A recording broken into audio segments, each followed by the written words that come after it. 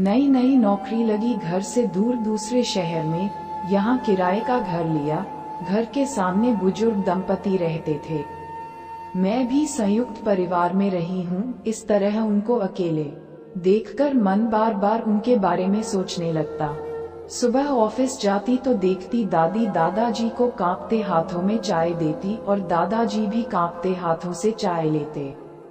धीरे धीरे दोनों साथ मिलकर घर का काम करते। कोई भी उनसे बात नहीं करता था, कभी उनकी भी आवाज नहीं सुनी थी।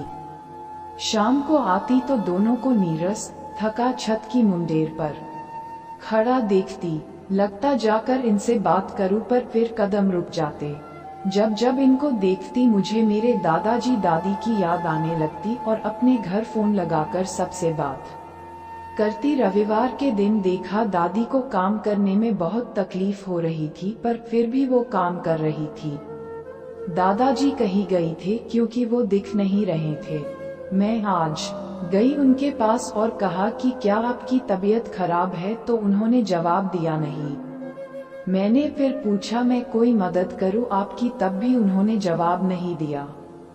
मैं हैरत में थी। फिर दादाजी अंदर आए, उन्होंने भी कोई बात नहीं की। मैंने ही पहल करके उनसे कहा कि दादी जी की तबीयत मुझे खराब लग रही है, इसलिए मैं आई हूँ यहाँ, आपकी कोई मदद मैं कर सकती हूँ। तो उन्होंने मुझसे इशारों में बात की और बताया कि दादी जी न सुन सकती है न बोल सकती है, और वो भी बोल नहीं सकते, सिर्फ सुन और समझ सकते हैं।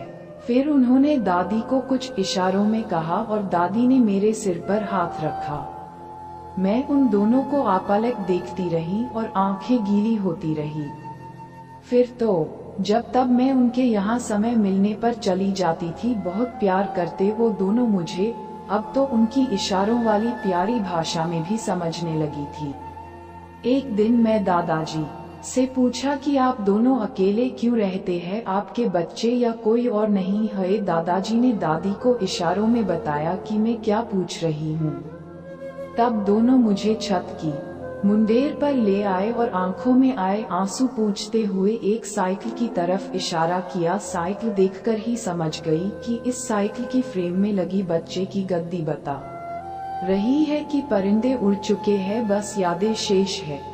मैं भी उनको रोते देख भावुक हो गई और दोनों के गले लग गई। दोनों ने इतना प्यार लुटाया मेरे ऊपर जो सालों से दबा रखा था उनके सीने में। मैंने सोचा भगवान ऐसे बच्चे किसी को ना दे जो इतने खुदगर्ज है, अपने माँ बाप को ही भूल गए।